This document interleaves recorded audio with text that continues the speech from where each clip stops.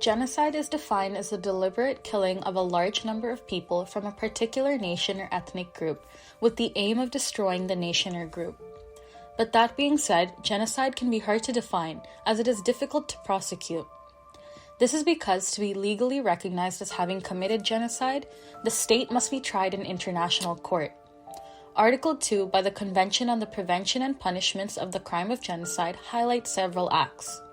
The fulfillment of which means the catastrophe can be deemed a genocide includes killing members of the group, causing serious bodily or mentally harm to members of the group, deliberately inflicting on the group's conditions of life calculated to bring about its physical destruction in whole or in part, imposing measures intended to prevent births within the group, and forcibly transferring children of the group to another group.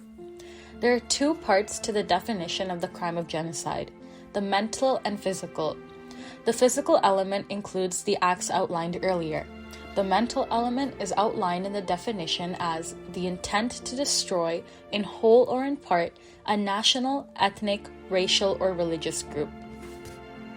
A genocide can be divided into 10 stages.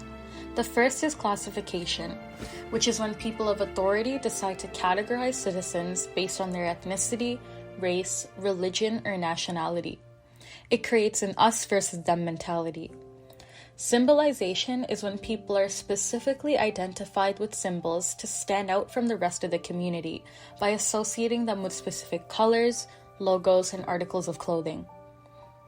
Discrimination is when the dominant group of people use laws and political power to deny the rights of the group being persecuted, which will lack full civil rights.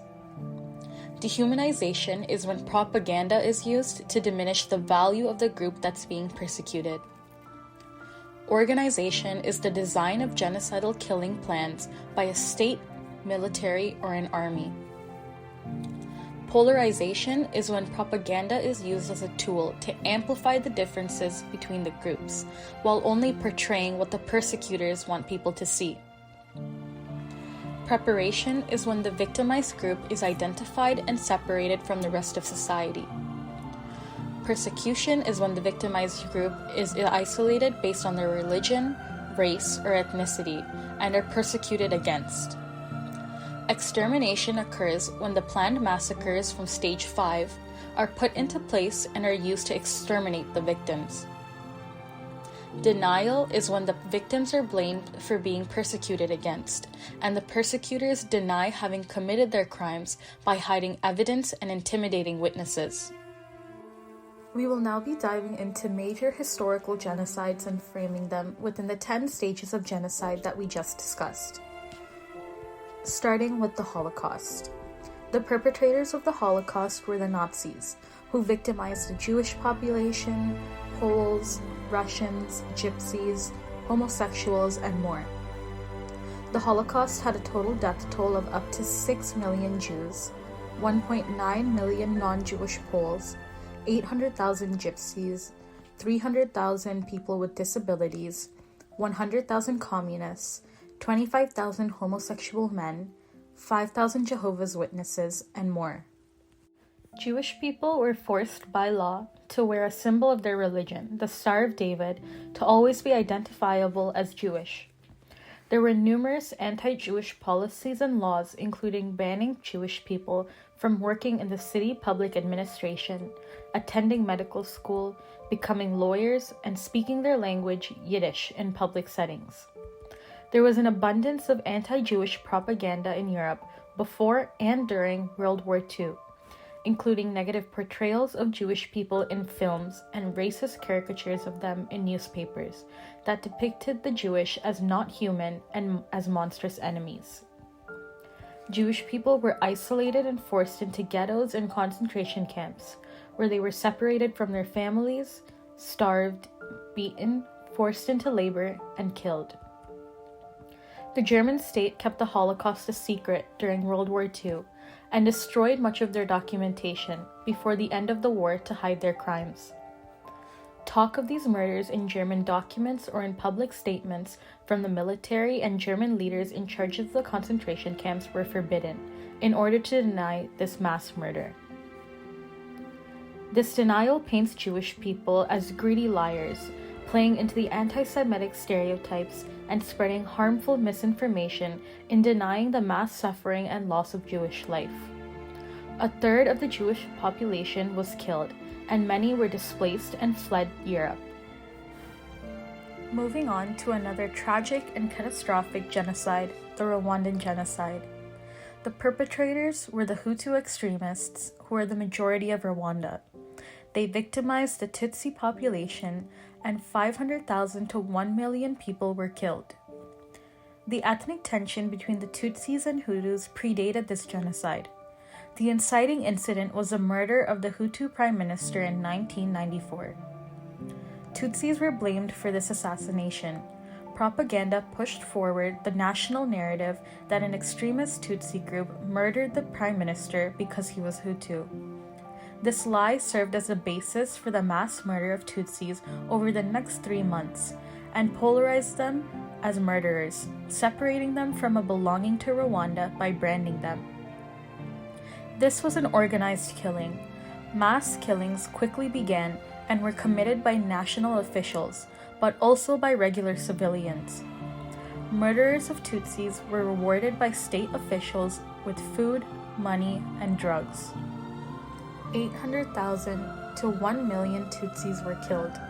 That's 70% of the Tutsi population in just the span of 3 months. In the aftermath of the genocide, the perpetrators denied it even happened. The Hutu extremists who led the country after the prime minister's assassination and facilitated the Tutsis genocide wanted to rebrand themselves and not appear like killers.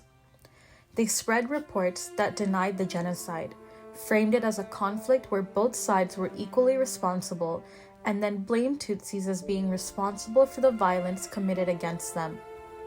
The UN was heavily criticized for not intervening to prevent these crimes from occurring and worsening. The International Criminal Tribunal of Rwanda was established later that year, and trials for high-ranking actors of the genocide were charged. To introduce the Tamil genocide, we can travel back to the year 1948, in which Sri Lanka obtained independence from British rule. The following year, Tamil plantation workers who were brought in from India by the British lost their Sri Lankan citizenship. The Tamil plantation workers had already lost their Indian citizenship for moving to Sri Lanka, and as a result were now stateless. This move reduced the population of Tamils from 33% to 20%, thus giving the Sinhalese a 2/3 majority in parliament. As a result, Tamils could no longer oppose any policies.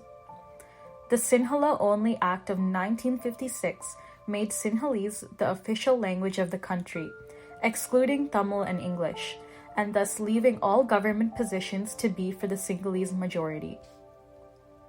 Standardization Act of 1971 severely limited the admission to university education for Tamil students.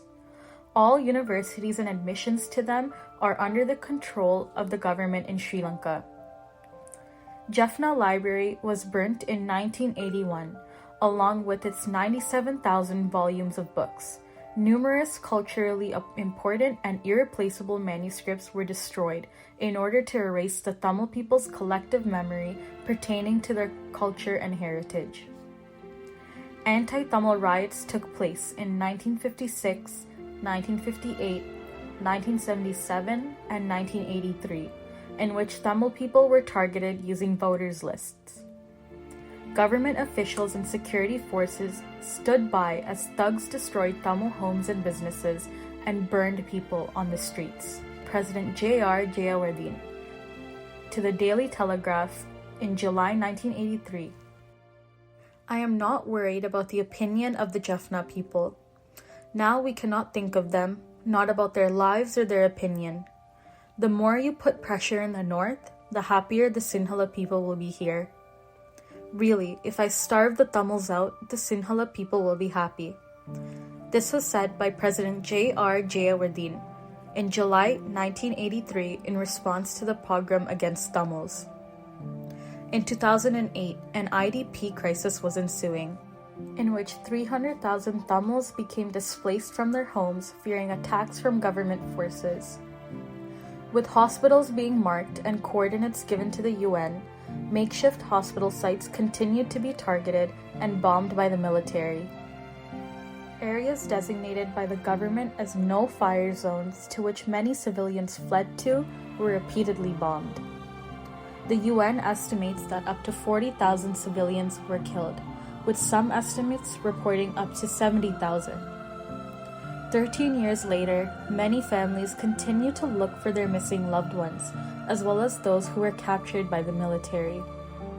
Although the conflict has ended, land grabs, forced disappearances, rape, abductions, murders, discrimination, and brutality continue on the island with impunity. Comparatively, the Tamil genocide has been overlooked and disregarded for decades. A quote from an article by The Conversation read, "This year marks the 25th anniversary of the Rwandan genocide and the 10th year since the Tamil genocide in Sri Lanka.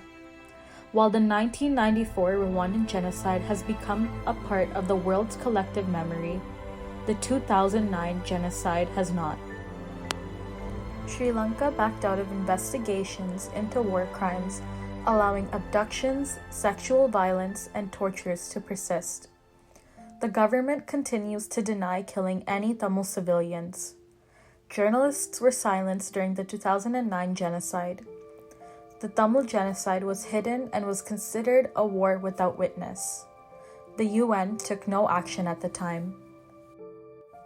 The Universal Holocaust Museum highlighted the key risk factors of genocide, the knowledge of which would enable the early detection and prevention of a potential genocide. Here are the following risk factors for genocide: instability caused by armed conflict and threat toward a regime's power. Ideology is when leaders acquire the idea that a group of people in a population is inferior due to race, religion, etc. Discrimination and violence against groups is an acts of discrimination and violence against a particular community. Thank you for watching.